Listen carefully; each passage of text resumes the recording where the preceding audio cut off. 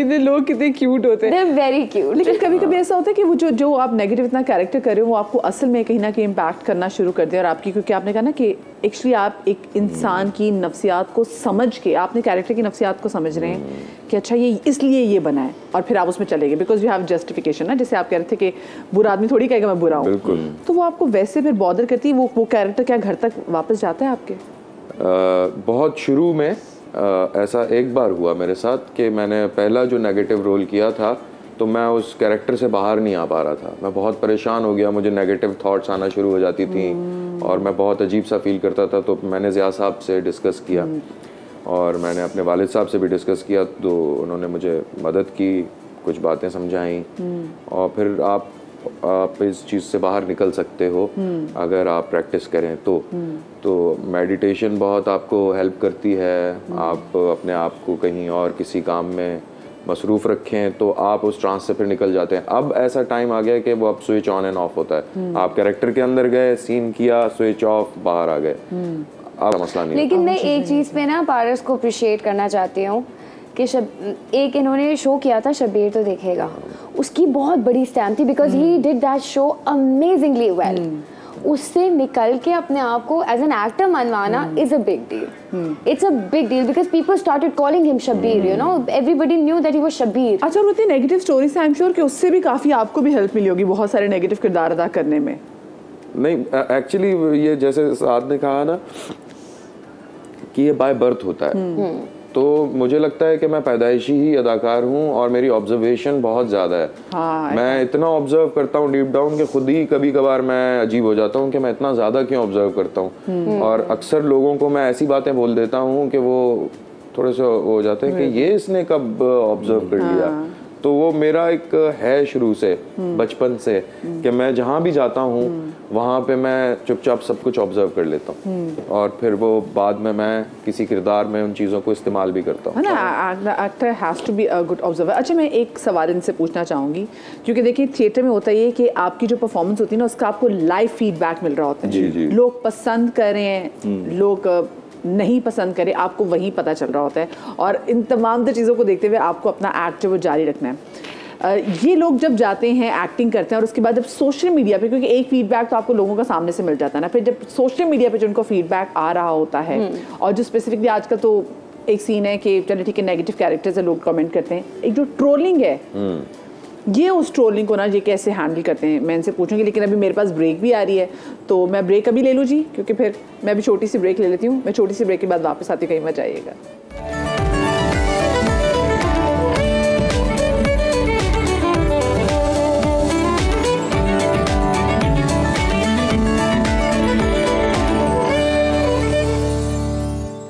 जी, तो welcome back after the break. अच्छा, आजकल एक ड्रामा जो कि बहुत हिट चल रहा है और हमने पिछले दिनों बात भी की थी चाइल्ड मैरिजेस के हवाले से। कुछ लोग कंफ्यूज भी हो गए कि भाई कहीं ये चाइल्ड मैरिजेस को ग्लोरीफाई तो नहीं कर रहे, तो उसमें पारस भी हैं और उसमें साथ दोनों भी हैं। तो मैं, क्योंकि आप दोनों मेरे साथ यहाँ पर मौजूद भी हैं, तो आप लोग की मौजूदगी का फ़ायदा उठाते हैं मैं आप दोनों का वैसे ज़रूर जानना चाहूँगी कि आप लोगों का पॉइंट ऑफ व्यू क्या है।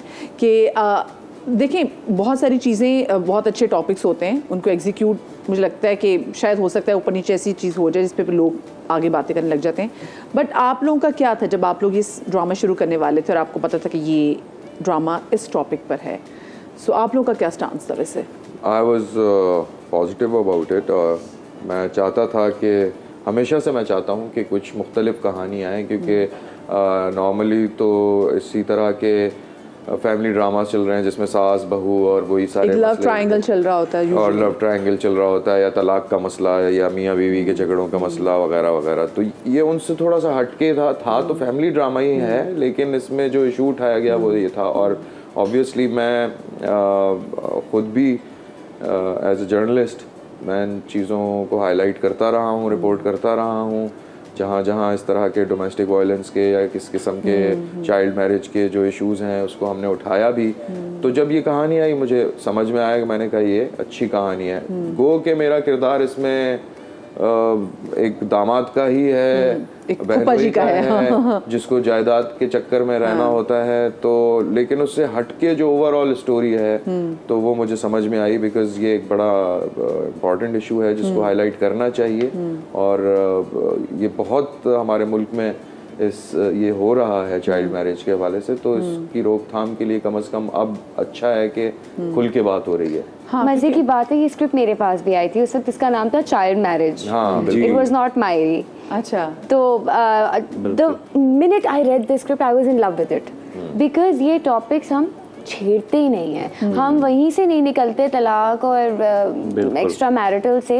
ये चीज़ें इतनी ज़रूरी हैं फॉर अवेयरनेस, एंड ये स्टेप लेना एक बहुत बड़ी बात है, क्योंकि लोग जो प्रोड्यूसर्स बेचारे बड़ी दुखी रूहें होती हैं, क्योंकि उनको सारी बता रहे होते हैं, उनको क्या कहते हैं, बुली तो नहीं कह सकते, हर चीज डिक्टेट हो रही होती है, तो इस तरह का टॉपिक करना बहुत बड़ी बात है। और शुरू में भी जब ये स्क्रिप्ट लिखा जा रहा था और जब प्लानिंग हो रही थी, तो उस वक्त काफी इस बारे में कंसर्न थे लोग कि पता नहीं लोग क्या रिस्पॉन्स देंगे, क्या बोल देंगे, और वेल रिसीव होगा कि नहीं, लेकिन बहुत अच्छे तरीके से। फैक्ट जैसे यूनिसेफ की भी रिपोर्ट है तकरीबन 2018 की, कि 18% लड़कियां जो हैं पाकिस्तान में उनकी शादी कर दी जाती है below the age of 18। Exactly, it's a fact. और ये कहानी लाना बहुत ज़रूरी थी, इसीलिए मुझे कहानी भी अच्छी लगी, किरदार भी अच्छा लगा, सो मैं हिस्सा ये तो हमेशा से चलता आ रहा है। अच्छा साद, आपको लगता है, बिकॉज देखिए आप लोगों ने तो सारा सोच समझ के फिर आपने किरदार भी निभाया, लेकिन आपको लगता है कि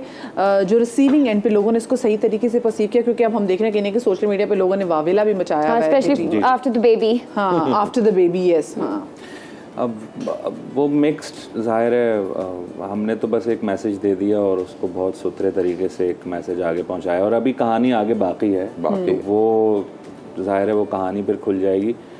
तो मैसेज तो यही दिया गया है कि चाइल्ड मैरिज जो है वो ज़ाहिर है कोई अच्छी चीज़ नहीं है।